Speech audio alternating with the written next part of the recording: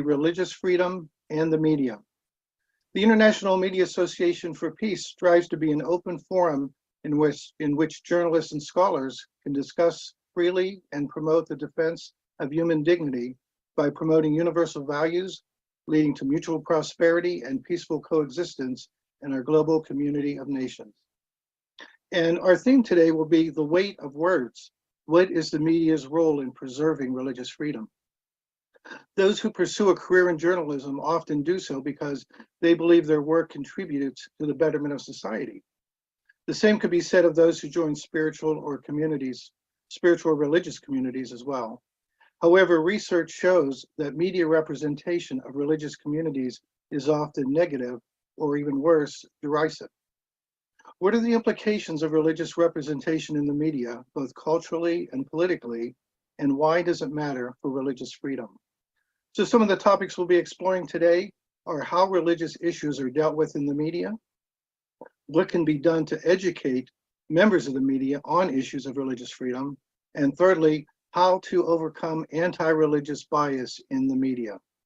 And joining us as panelists in this month's IMAP webinar is Professor Joel Campbell from the Brigham Young University School of Communications, Mr. Bobby Ross, Junior Editor for the Christian Chronicle, and Ms. Nancy Jubb, Media Spokesperson for the Family Federation for World Peace and Communication. Our moderator today is Mr. Hans Moyer. Hans' family escaped from communist regime in East Germany in 1960. His family emigrated from West Germany to the US in 1963, and Hans has often commented that his remembrance of America of his youth is a place where neighbors treated each other, extended family, with love and kindness. Hans has been active in the unification movement for over 40 years now, and he currently serves as the executive director for the Universal Peace Federation in Pennsylvania and is coordinator for International Media Association for Peace here in the United States of America. He's the parent of 3 adult children and the grandparent of 1 granddaughter. Welcome, Hans. You're muted. Thank you, Ray, and welcome everyone. We have a wonderful program prepared for you today, and I'm going to introduce our first presenter. Professor Joel Campbell is Associate Professor at Brigham Young University School of Communications since 2002. He holds a master's degree from Ohio State University. He teaches communications studies and journalism courses. He actively researches media and religion, media ethics, and law and freedom of information issues. His publications include Mitt Romney's Religion, a 5-factor model for analysis of media representation of Mormon identity. Also, Artemis Ward, The Forgotten Influence of the Genial Showman's Mormon Lecture on Public Opinion of Mormons in the United States and Great Britain. And the third publication, Baptism of Fire, a comparative analysis of media coverage of the Latter-day Saints Church practice of proxy baptism.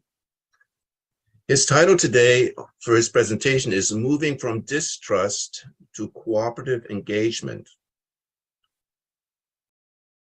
Professor Campbell, the class is ready for you. Okay, let me share my screen. Let's see here.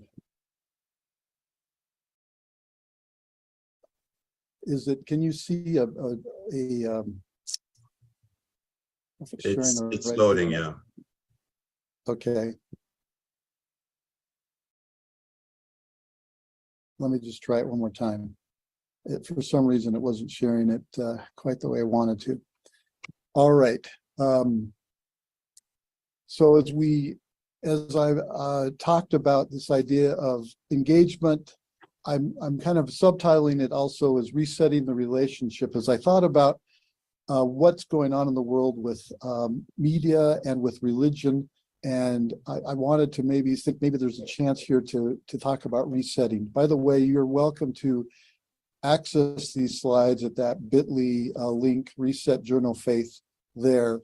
So I had a group of students. We were studying media and religion in New York City a few years ago, and I loved this thing that was on the street in New York City spiritual help 5 cents. So I'm going to say that we all need some help, journalists, spokespeople, and the public.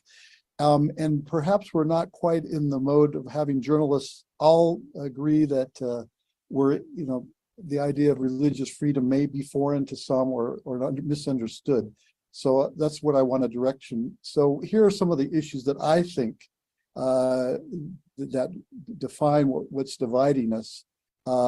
Obviously, understanding different worldviews, replacing contempt with dignity, understand that good journalism is not devotional, confessional, promotional coverage. That often comes from the church side. I certainly work at a religious university, and some of my colleagues say, well, that journalist didn't, promote the faith. And I keep reminding them, well, it's not the journalist's job to necessarily promote my faith, but to cover it accurately.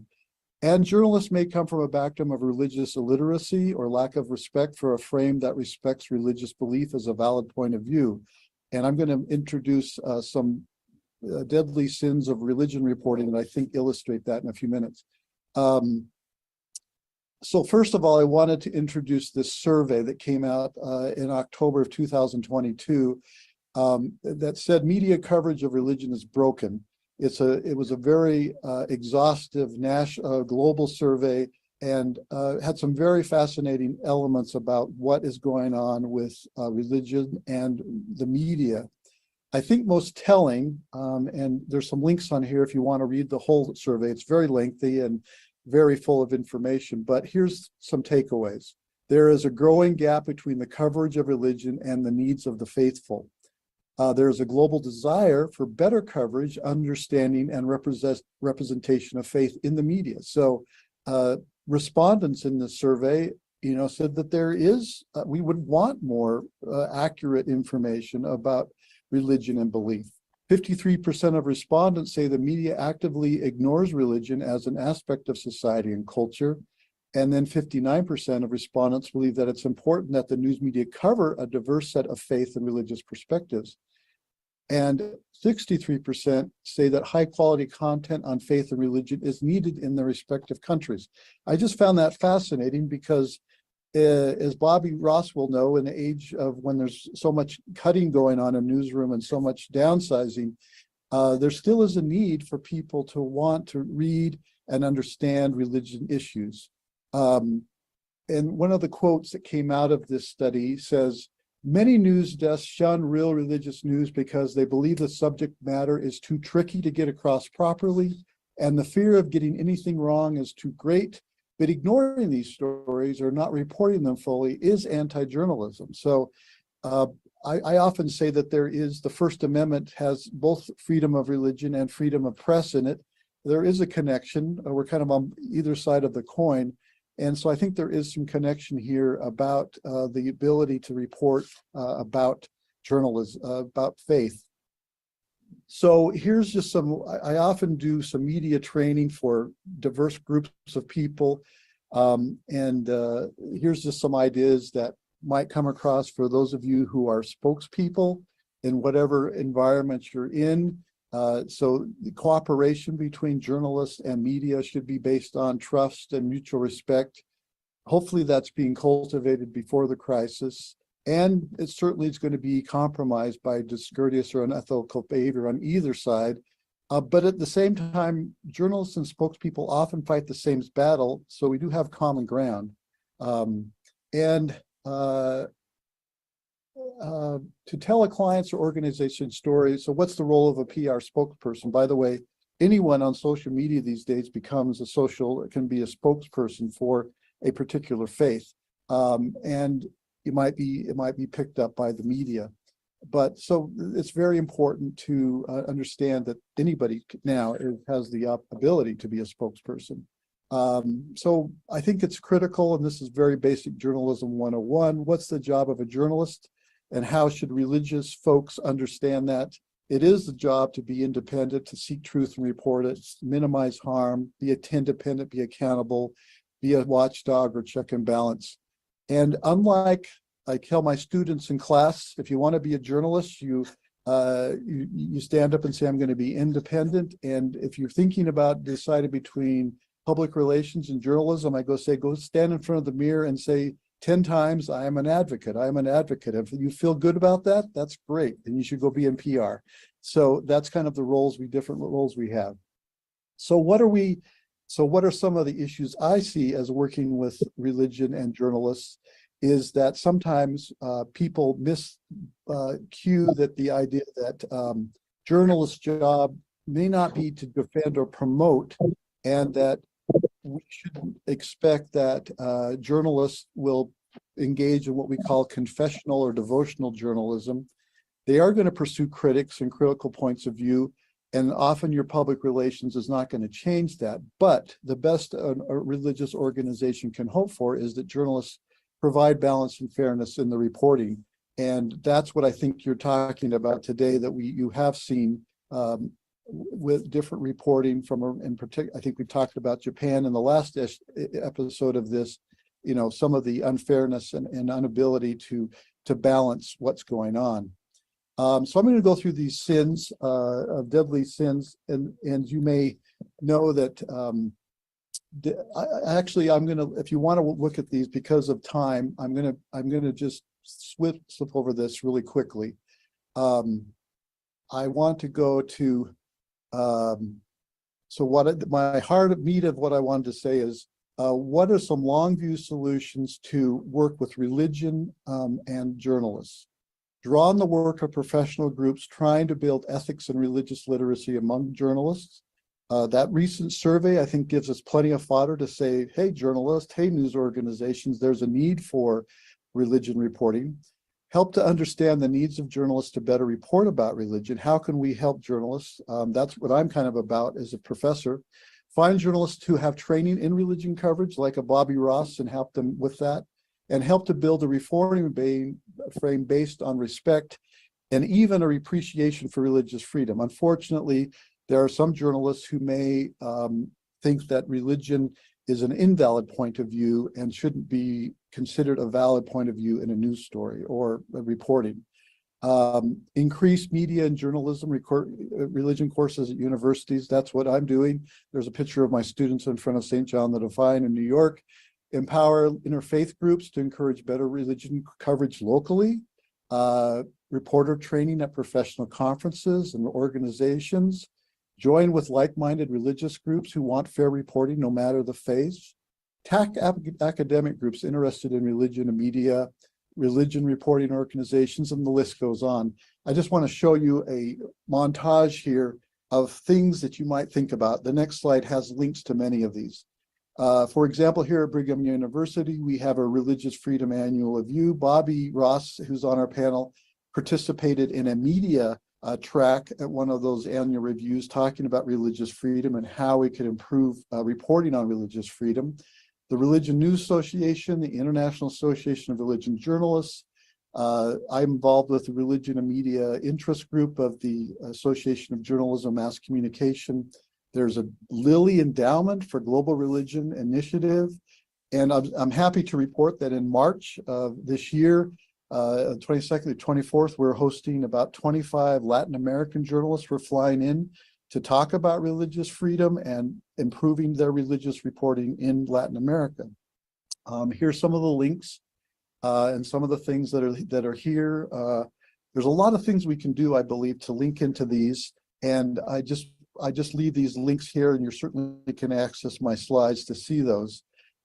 Joe Grimm at Michigan State has a great project he does every semester with his students, where he creates a bias buster guides to Muslims, to Latter-day Saints, to evangelicals, to all sorts of religious groups. Those are just a wonderful project that a journalism professor is doing. Also, a government example, I have a former student of mine who's involved with the AllParty Parliamentary group in the UK. And they have created this dialogue with in the Parliament in the UK. And one of the things that I felt was really important there is there's an emphasis on education for journalists to improve their coverage. So here's a government, the UK government, getting involved in promoting this. Here's some other kinds of things. Bobby Ross, maybe you could talk more about any of these wonderful sites that kind of give criticism of media coverage of religion and faith.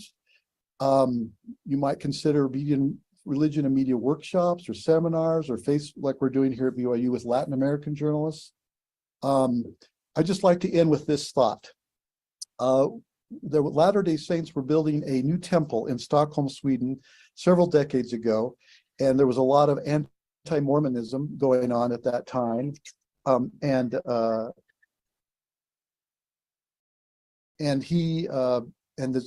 Steindar used to be a professor at Harvard Divinity School. He held a press conference and as the Bishop of Stockholm. And Krista Stendahl came out in front of the cathedral there in Stockholm and said, why are you, what's about the Mormons? What's going on with them? And he said, I have 3 rules of religious understanding. First is, when trying to understand another religion, you should always ask the adherents of that religion and not its enemies. Don't compare your best to their worst and leave room for holy envy. Now, I think for journalists, we should expect the first 2. We may not get holy envy, but I certainly do have a holy envy for many faiths, and that's what I teach my students when we go to visit many faiths, is to have that holy envy. So I realize I was kind of rushed through that a little bit, but I hope that that sets a tone about where we can maybe have a dialogue about improving journalism. Thank you. Yes, thank you, Professor Campbell. That was well done and gave us a clear view of the territory that we need to cover. And what I realized is that quality media really is a team effort, and so we have representatives of the entire team with us today, and I'll introduce our next presenter. Mr. Bobby Ross Jr.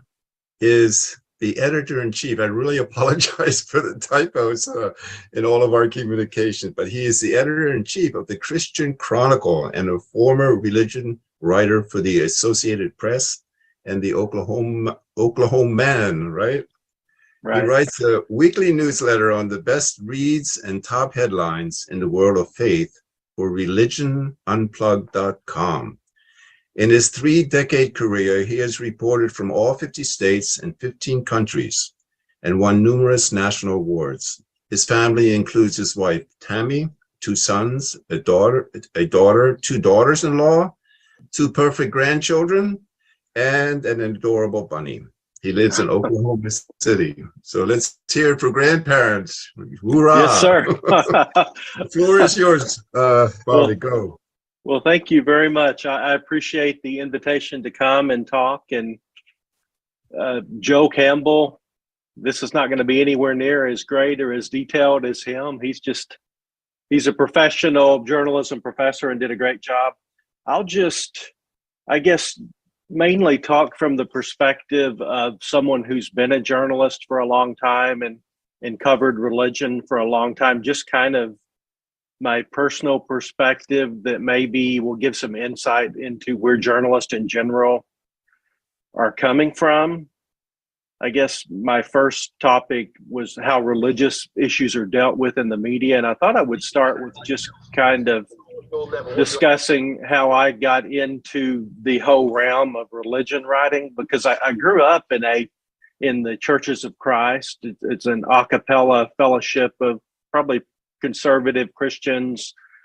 Most members in the South, Tennessee, Texas, or where we're the strongest, and had got into journalism to cover like police and politics and general news. I never had any idea that I would cover religion. And then about 1999, I was working at the Oklahoman, which is the newspaper here in Oklahoma City, and had been there several years. And they came to me and said, hey, Pope John Paul II is coming to St. Louis in January of 99, and we'd like you to go cover that.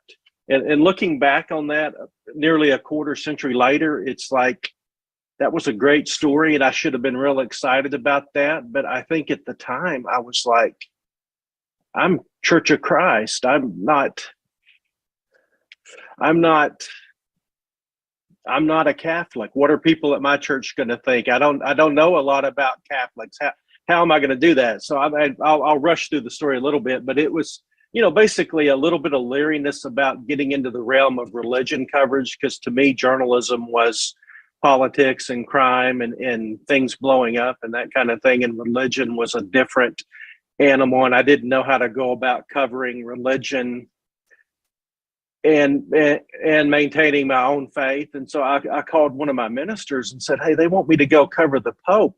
Should I tell them no, or what do you think about this?" He said, "Are you nuts? That's a great story. That's what you do. You go write about things and you try to be fair. You try to be accurate. You try to be honest. And, nobody's ever accused you of agreeing with the city council or the state legislature just because you wrote a story about what they did or about what they believed." So long story short, I went and covered the Pope. There were tens and tens of thousands of people who had made a pilgrimage there from across the U.S. I learned a lot about Catholics. I wrote several front page stories. And one thing I learned in that experience was I felt like my faith, kind of the fact that I was coming from a faith background, kind of allowed me to understand where other people of faith were coming from, just because, we were coming from a common measure of faith being important in our lives, even if we didn't share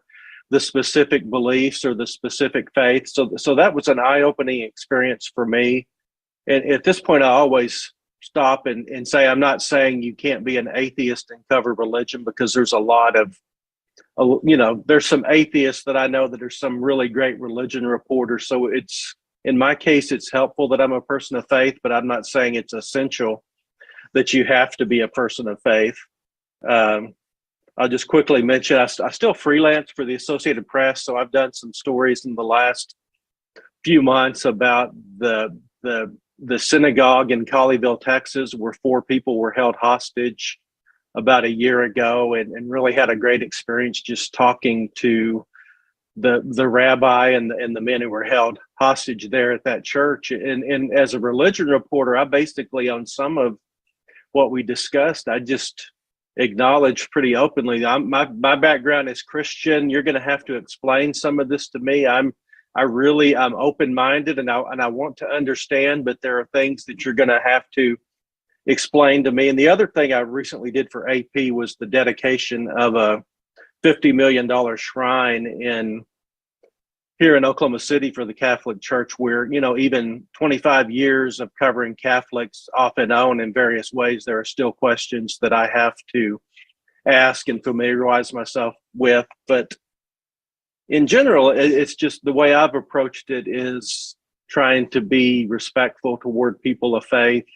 When you're doing a story, the advice, I go talk to an ethics class here in Oklahoma at a state university every semester. And basically I say, my go as a reporter, and what I think a fair journalist should do, is that when people read how they are reflected in a story, you should not only quote them accurately, but quote them in a way such that when they read the story, they recognize themselves in it. Because there's a way to quote people verbatim what they said and totally get wrong what they said. So I think that's crucial. I'll move on. I've got stuck on that first section.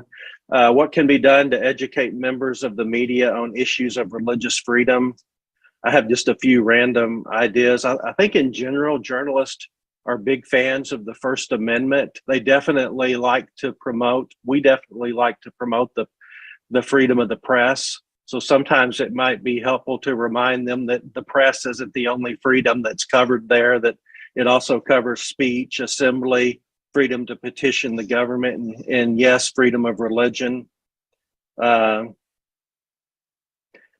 Educating members of the media on religious freedom. I think that in the age we live in the US, that can be complicated because everybody's definition of religious freedom seems to be slightly different. And even terms like religious liberty have taken on political connotations, such that Terry Mattingly at Get Religion refers to it as scare quotes when journalists will kind of put quote marks around religious liberty as if it's not a thing that really exists. But so I guess what I'm saying is religious freedom is the freedom to practice your own faith, and it's the freedom to be free of forced religion. in the public sphere. And as we've seen in the Supreme Court in the recent years, there's a lot more clashes there. So your definition of religious freedom and my definition of religious freedom may not always be the same. I've asked a few fellow religion writers about this question about what could someone do to educate members of the media on religious freedom. And at this point, I will point out that I'm a member of the Religion News Association, and the religion writers I'm most often dealing with are people who are doing this full time and are really committed to understanding religion and knowing about religion. So probably I'm getting somewhat of a skewed view of what a general person might be getting from the local city council reporter who suddenly there's a religion story and they're suddenly put on it and without a lot of expertise. But this one journalist said, as religious freedom has become an increasingly contentious topic, it's become more reasonable for reporters to avoid the phrase altogether. So if a faith group wants coverage of a specific plight, they should speak about the specific plight rather than using a broad description like our religious freedom is threatened. Another religion journalist who's one of the best and fairest reporters I know said, one thing I've learned is that most media outlets and news organizations don't care about, say, what's happening with Iran, but they do care about the Iranian community in their backyard. So she'd advise the people listening to this webinar to find a local tie-in if they can regarding religious freedom. She also points out that so many religious groups do not deal well with the media. For instance, they don't answer phone calls or emails for several days. She says, tell them that is a no-no, answer within the hour. One group that's really up their sophistication is the Jehovah's Witnesses. They are so much easier to talk with than before. That's true. I mean, I used to never hear from the Jehovah's Witnesses, and now they will even send direct messages on Twitter. How to overcome anti-religious bias in the media. Joe, I liked your 3 rules of religious understanding. I think those are very helpful. I guess as far as anti-religious bias, I think there is some anti-religious bias, but I think there's also just some disconnect between ordinary people, religious people, and the news media. I'll tell a story about I think that in the midst of COVID, I got into a conversation with a woman who was talking about the media being the enemy of the people, and she didn't trust the media, and the media is just out there to get you. And I said, well, Mom, you realize your son, your daughter, your son-in-law, that we're all journalists, and so you're talking about us. And she's like, no, not you, those other media people. So I think so. But anyway, the best, as far as anti-religious bias, Joe had great ideas. I think my advice would be just deal with people on a personal level, especially if you have the opportunity to connect with journalists on a one-on-one basis, get to know them kind of hopefully outside the arena of a crisis or a scandal, get to know them. And, Joel and I, Joe's Mormon, I'm Church of Christ. We both have some restoration roots, but we have a lot of different theology. But we spent time together there at Brigham Young, where they do have caffeinated Diet Coke, and I think that was a good experience for us. But I think just I've heard one prominent journalist used to always say every religion's really strange to those on the outside, and that's probably true. So it probably helps to get together with people and kind of just build some bridges. Sometimes anti-religion bias isn't bias so much as somebody did something really bad. A church or a religious group allowed sex abuse to children or something, and there's no way to spin a story like that positively. And I guess my bottom line, and as far as anti-religious bias and dealing with the media, because I'm dragging on too long, is be responsive, like the reporter I quoted said. I mean, I don't think ignoring the media is going to help. I say be honest. My mother always taught me that if you're always honest, you never have to remember what you said to the previous person. I do think be strategic. You can, when there's Google, you can figure out what somebody's reported in the past and how they reported it. And especially if it's a national story or a crisis story that's getting a lot of attention, you can find the person you feel like is going to be the fairest to you, because there are people that do have track records of being more advocates even in journalism than they are journalists trying to be impartial. I'd say be helpful, but be careful. Usually the interviews I do now, I record all of them. I would say if you're giving an interview to somebody, they're probably recording it. You should have a recording too. If you're emailing somebody in the media, you should expect that anything you say in an email is on the record. And I think I've taken my time, so I'll stop talking now, but I really appreciate the opportunity to be here today. Yeah. Well, thank you, Bobby. That was wonderful. You took us from the ivory towers right onto the street, the life of a reporter.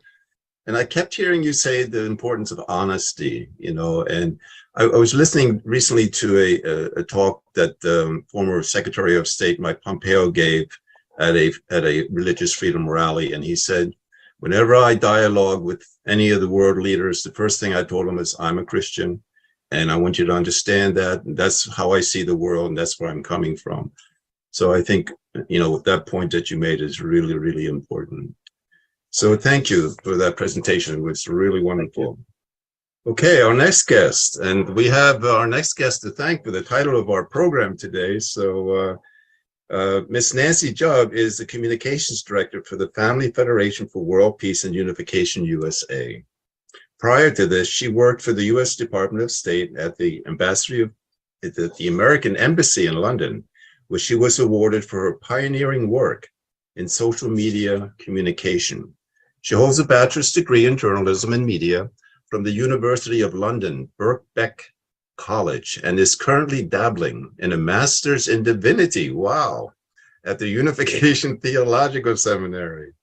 She also serves on the board of directors for two national nonprofit organizations, the Religion Communicators Council and the Women's Federation for World Peace, USA. She is also a proud wife of 18 years and the mother of 4 dynamic daughters. Miss Jubb, the floor is yours. Thank you. Thank you so much for that that wonderful introduction. I'm so honored to be part of this webinar. I feel like I've already gained a lot just by listening to Mr. Ross and Professor Campbell. So many great points, and so many great points that I also experienced as well, doing this role of communications director for Family Federation for World Peace and Unification USA over the last, 7 years now. So I would like to share my presentation with you all. So my presentation today is called The Pen, Sword or Shield, Ethical Considerations in Language Used by Media Professionals from the Lens of Cognitive Behavior. I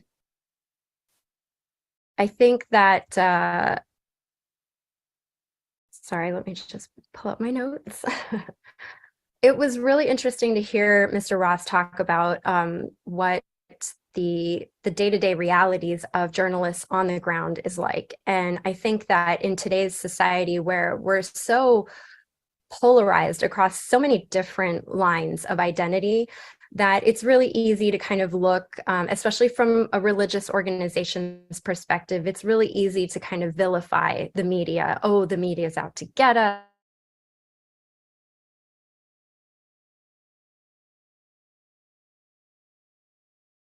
Because there is this call to a noble profession.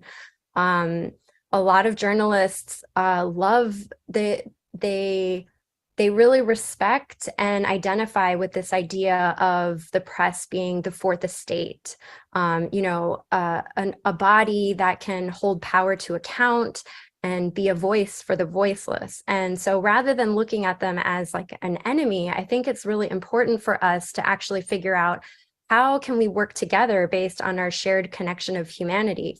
And I think the cognitive sciences are a great way to look at how we might overcome our differences and come together a little bit better. So anybody who knows me knows that I am a huge, huge Brene Brown fan. I love everything and anything that she does, but I think it really speaks to why language is so important. In her latest book, Atlas of the Heart, she talks about language matters. It's the raw material of story. It changes how we feel about ourselves and others, and it's a portal to connection. With the same amount of power, language can also be used to strip people of their dignity and humanity. And with awareness about how dehumanization works comes the responsibility to call out dangerous language when we see it. I think this is powerful on many different levels, not just looking at the media, but also it really applies to our personal lives as well. But I won't jump into that too much.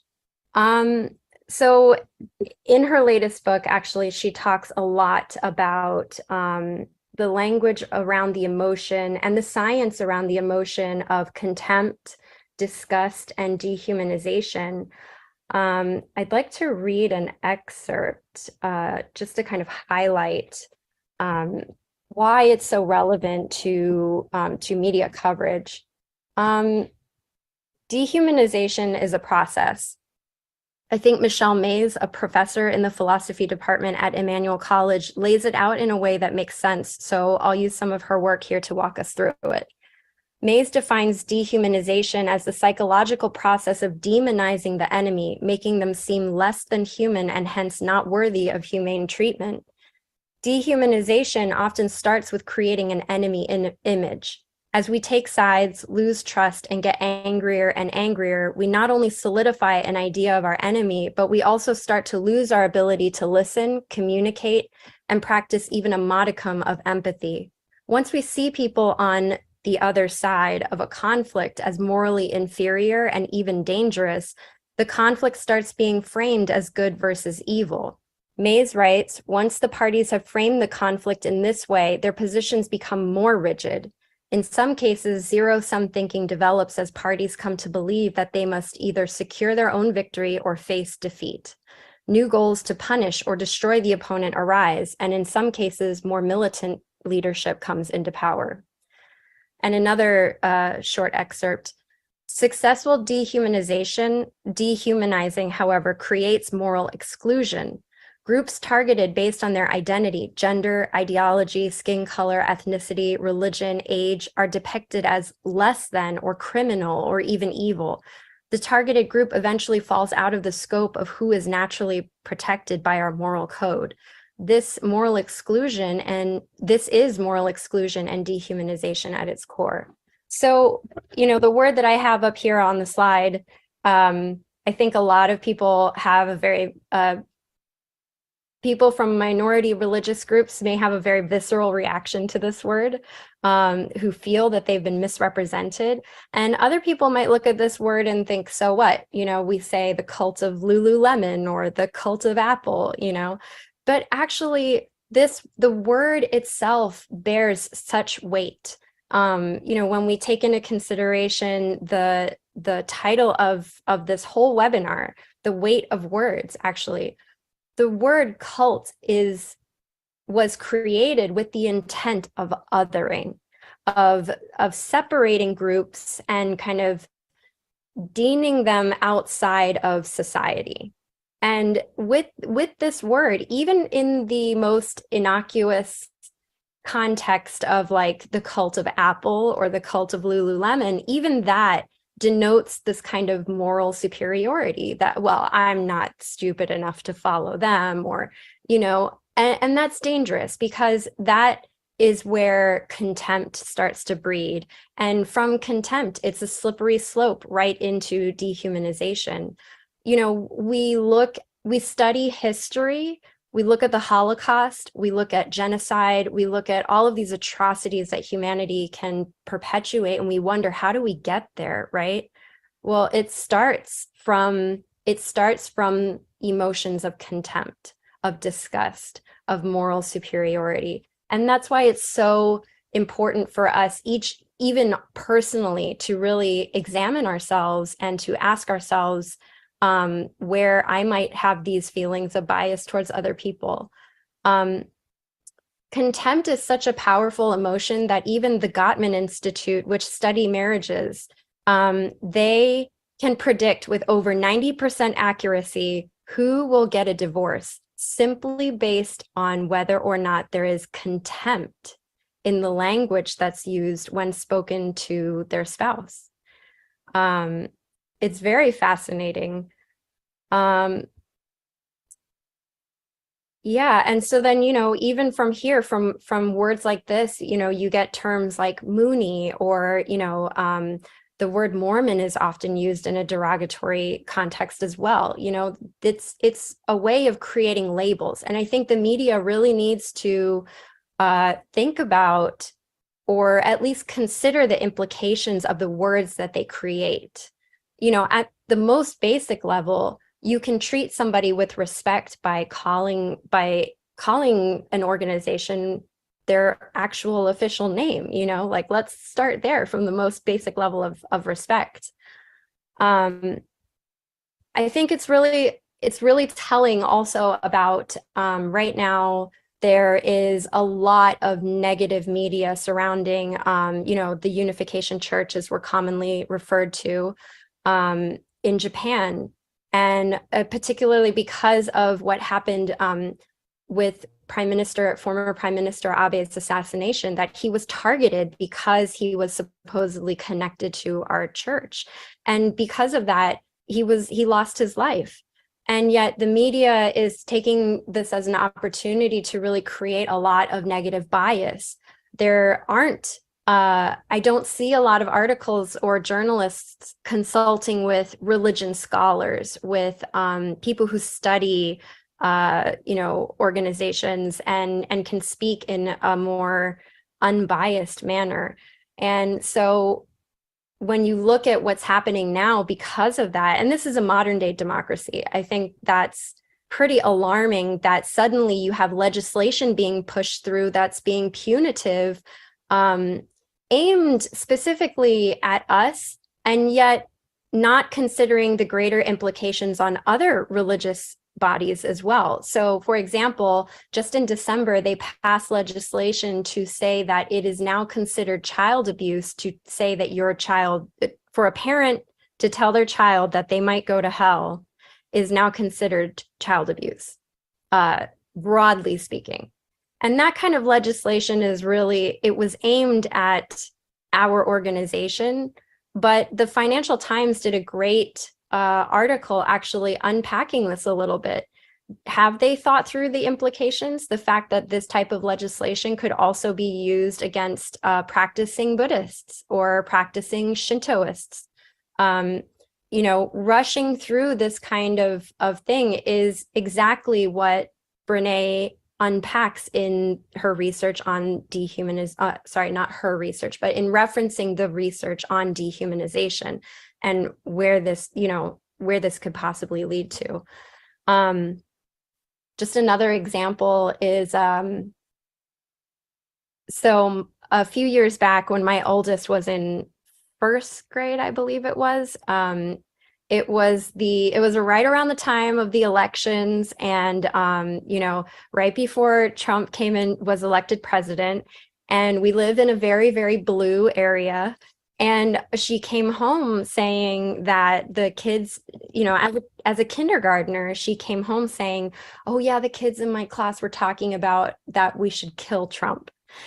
And I was horrified. I mean, absolutely horrified that kids, the 6-year-old kids, are talking about using that kind of language because of what they were hearing from their parents. And despite the fact that I myself am a Democrat, I hope that doesn't change your view of me too much. And I don't align with Trump necessarily, but I had to sit her down and have a real talk about, it is first of all, talking about killing people is not okay. But second of all, it's really unfair to the people who do believe in the things that he talks about. And you have to learn to take a perspective that's going to understand why other people believe something that you might not believe. And we have to learn to engage with those people and talk about those things and think about those things rather than just condemning somebody because they believe something different from us. Yes. So I'd like to propose this model that I learned about on Krista Tippett's On Being podcast, which if you love spirituality of any kind, I highly recommend it. I get so much life out of listening to her interviews. But she interviewed Trabian Shorters, who he is a global authority on asset framing, which uses cognitive science to multiply the reach, appeal, and outcomes of social impact and equity initiatives. His area is particularly focused at ethnic minority representation, but I think it has broader implications for religious representation as well. So asset framing is a process of defining communities by their aspirations and contributions rather than their challenges and deficits. And this quote from him, the fact of the matter is we all want the same things, and deficit narratives and stigmatization are what's preventing us from seeing each other as assets. I have some great quotes from him, but I'll save that for another time. I would say that, this approach of asset framing, actually, it really is an example of conflict resolution at its on a larger scale. But even on a personal level, you're not going to win an argument with somebody by condemning them, are you? You have to acknowledge some of the positives that the other person coming to the table brings. You have to try to connect on your shared points of things that you have in common in order to open the dialogue and to resolve conflict. And he talks about this also from the perspective of the way that we talk about and represent, for him, it's representation of the Black community, but really it could be applied more widely. I'd even say that this is it's a great example of, interfaith interactions. I think joining the Religion Communicators Council has also given me so much life because talking to other people about their faith and learning and understanding from that, it really enhances an appreciation of my own faith as well. It deepens my faith. I think it helps me to be a better practitioner of unificationism by understanding other people's faiths as well. I think Professor Campbell touched on it by talking about holy envy. I love that expression, like really admiring the beautiful qualities of somebody else's faith makes me feel more deeply connected and that I'm practicing my own faith more deeply as well by respecting that. So some of the organizations, so Mr. Shorters also works with Solution Journalism Network, which looks at reframing news articles rather than from only approaching things from a deficit perspective. A lot of newsroom editors will kind of use the most salacious headlines in order to kind of capture eyeballs, right? But even Psychology Today magazine reported recently that people are suffering from something close to trauma from overexposure to negative news. And so journalists really, I think it's our responsibility in the media to really take a look at what is the impact of how we're writing on society at large. And the Solutions Journalism Network is trying to teach journalists a new way of framing narratives by first tackling what are the contributions of these minority groups and framing it as an asset, and then going into the areas where they're underserved or the negative points that still need to be addressed. And of course, there's also organizations. I mean, I think Professor Campbell's presentation is more comprehensive in the organizations that we can work with. But, I really recommend to people who don't necessarily work with the media or aren't directly engaged in them, please support these organizations that do work with journalists and media, make a small donation or, contact them, ask them how you can support, maybe volunteer your time if you can, because they're doing great work, like the Religion News Association, Religion Communicators Council. They are really actively trying to engage the media in a way to bring the positives of religion and religious representation to the public. And I just want to close on this short clip from that specific interview with Krista Tippett and Trabian Shorters. I think it's rather than kind of rereading the words, I'd love for you guys to hear the conversation because it was just so inspiring to me. So I'll just play this little clip for you. Oh, sorry. Actually, let me share my sound. There we go.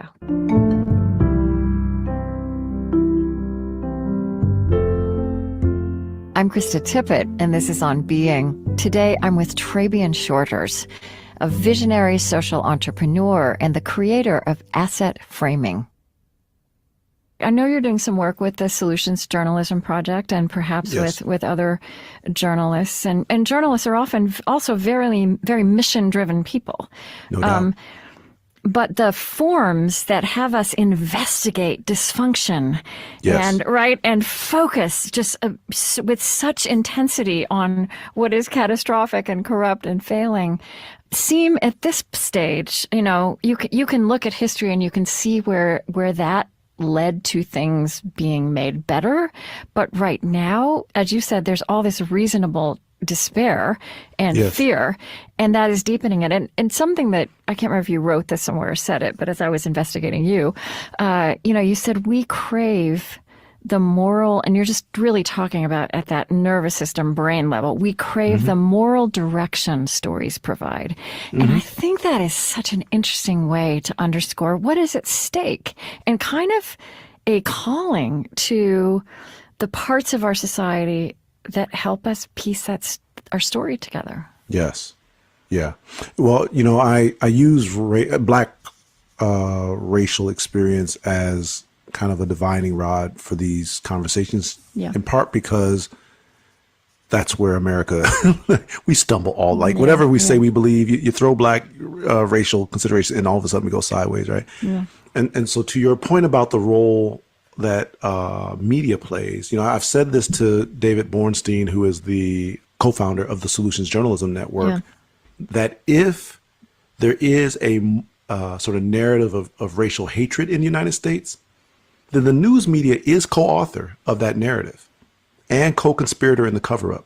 It's very easy to understand from a sociological standpoint that when the media reports on populations in cities and neighborhoods a very specific and particular way and never counterbalances that narrative with any positives, then the only patterns that our brain have to draw upon are fear triggers.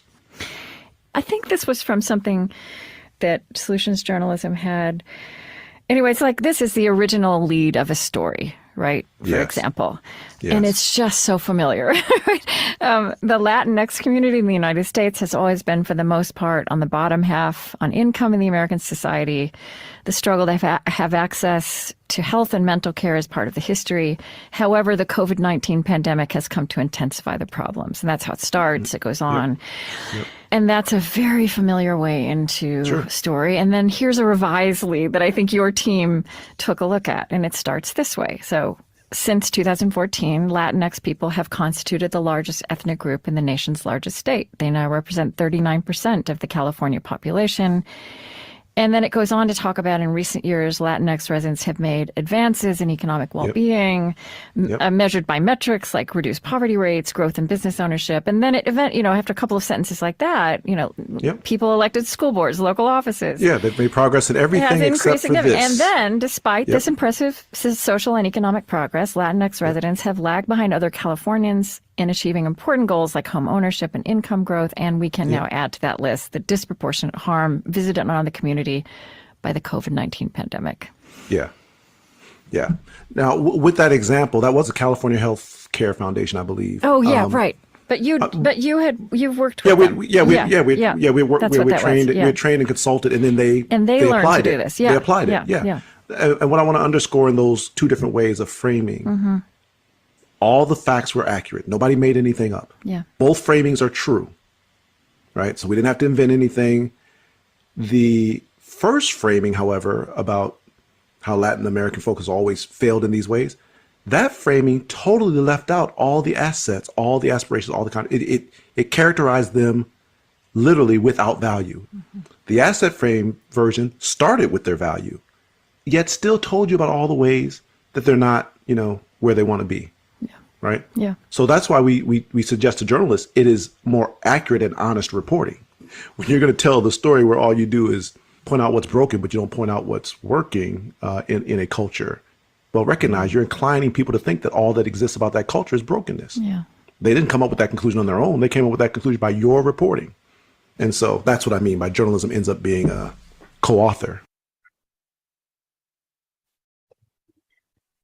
Yes. So, amazing podcast interview.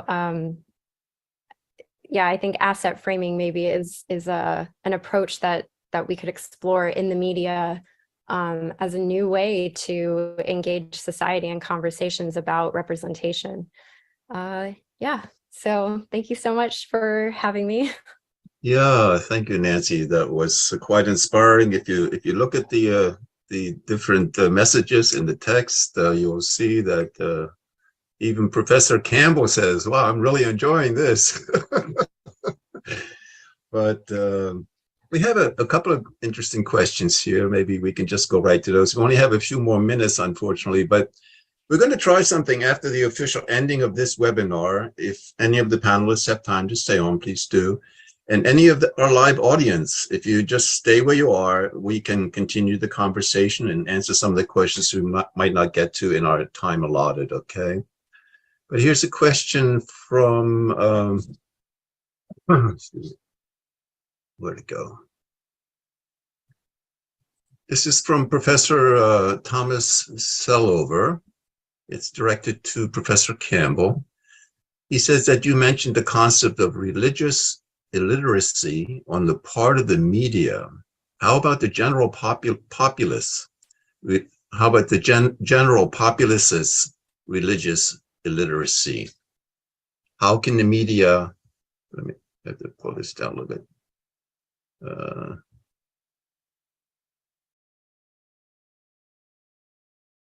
How can the media help to alleviate that general illiteracy, religious illiteracy? Professor Campbell? I think there is a critical role for, you might be familiar with Stephen Prothero at Boston University, who's written a book about this topic, about and he often quizzes his class, and most people can't get Bible stories correct, or even the basics of Christianity, Buddhism, or Islam correct. So one thing I think the media could do, and I would say the BBC is doing really well at this. In their website, there's like so many ways you can actually investigate and look learn about different faiths from a UK perspective.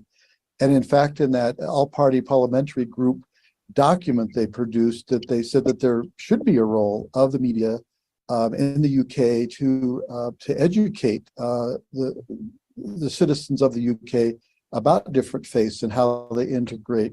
We don't have that kind of government push, but perhaps we could start talking more about how media, and unfortunately we used to have a really great PBS news program that's now off the air. So how do we reintroduce some of these good reporting? And Bobby and his group and Religion Unplugged and Get Religion are good, and the Religion News Service has some great things that are going on, but there still is probably underreported, and we need to probably figure out some other ways to address that. Thank you, Professor. Yeah, again, it points back to the family, the parents sharing their wisdom about this religious issue is the starting point, I think. But then, as you know, as the larger public is addressed, then of course the media gets involved there.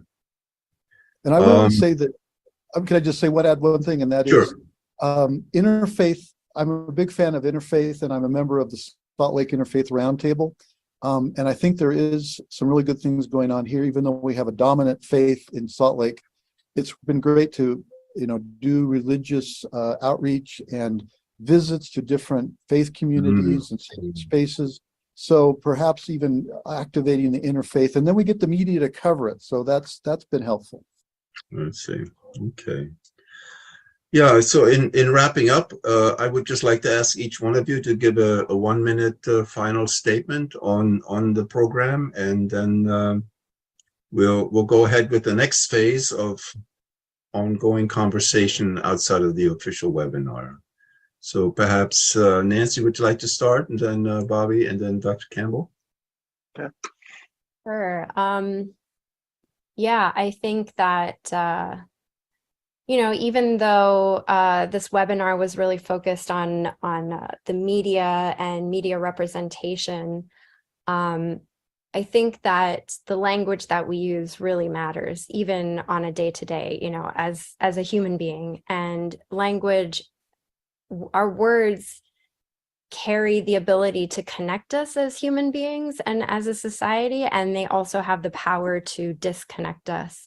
And so, I hope that looking at that framework, asset framing, and also just really understanding the power of the words that we carry and the implications that they have for others, I hope that, that will help the media to do a better job. I think they want to do a better job, and I think that we want to support them in that way, rather than kind of, condemning them or coming at it from a perspective of judgment. So, yeah. Thank you. Bobby, Well, from the streets. Well, I appreciate the opportunity to be here. This has been really enjoyed the discussion and being a part of it. I guess, the part about the discussion about cults and kind of how words mean things, that's important. I was even sitting here thinking, kind of as we talk about the media, that in some ways, even the phrase the media carries negative connotations today. I tend to say news media when I'm referring to journalists, and I think even, the term journalist may be more neutral in this era, especially since we had a president call the quote media the enemy of the people, that distinguishing between journalists and when you say the media, are you talking about TV talking heads? Are you talking about Sean Hannity blabbing on TV at night? Are you talking about actual journalists? So I think some precision in that language maybe is helpful, but this is just a great discussion to be a part of. And so I really appreciate the invitation. Okay, thank you, Bobby, for being here. We really appreciate it. Professor Campbell? I've spoken a lot, but Nancy reminded me, in my another life, I was a young Latter-day Saint missionary on the streets of Seoul, Korea, and met many friends in the unification movement there. And I think we shared both the same terminology. Cult in Korean is idan. And I felt the sting of that many times as I was walking down the street or trying to share my version of Christ's gospel, and people would yell at me, idan, idan, and it really hurt. I mean, and I'm sure that my friends in the unification movement have heard that same term. And for some reason in Korean, it really hurts me. So, but I just want to say we need to move to a place where we can have this respect. And there's a friend of mine has developed something called the Integrity Index, and they started rating political campaigns on the quality of dialogue.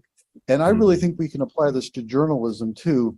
But getting to Nancy's point is, how can we move beyond misunderstanding and polarization, but start to in an interfaith way, or journalist to religious person of faith?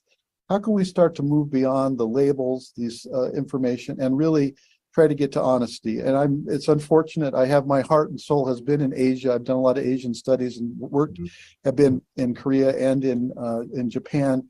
And maybe we should hold a conference about improving journalism in Asia. I don't know. Anyway, but that may be a discussion we have later. So it's been a wonderful discussion. I've learned so much, and thanks so much. Yes, thank you so much. I think Dr. Jenkins would like to just say a little something for us. Thank you. Thank you, Hans. I'm very pleased and grateful for this discussion. Mr. Bobby Ross Jr., what a wonderful, wonderful presentation, that you are also looking deeply and also with such an open mind. Coming from a particular denomination, you expanded to the whole world of religion. Professor Campbell, also, I'm really grateful for your insights about covering religion, and also the whole importance of the fact that religion is central to our understanding of our values and what we've learned through the religious freedom efforts. It is absolutely the base. Religious freedom is the base of all freedoms. If you take away religious freedom, you can't have free speech. You can't have the others. So, Nancy, it's so good to see what you've done with the unification movement in terms of answering the phone, getting back to the New York Times within 20 minutes or 10 minutes, 5 minutes, and then having one of the best articles we've ever had on the whole marriage, principle and program. It's very, very encouraging. At the Washington Times, our president, Chris Dolan, really is concerned because we're in an era where there's so much information so rapidly available that many are pushed to just keep pushing out information to stay on the cutting edge. And that's why you'll find things that are not fact-checked, or even fundamental mistakes in just grammar and journalism right in the Washington Post or the other important newspapers. And the Times, I'm saying they're really, really serious about getting both sides. And that's why now we all of a sudden are seeing more people turn to the Times, especially from the Christian communities, because there is a double check on everything. And the stories are really, focused on getting both sides. I love this. Don't interview the negative people to understand, another faith. Don't try to. You won't get any perspective that's helpful. So, well, thank you very much, Hans. This is really tremendous program. And compliments to Ray and Pierre, who are our IMAP team for North America. Thank you. Thank you very much, Dr. Jenkins. Yes, and thank you again for all of your wonderful presentations. IMAP is really seeking to support or initiate the expansionary view, towards healing our world and our nation, rather than taking a more reactive approach.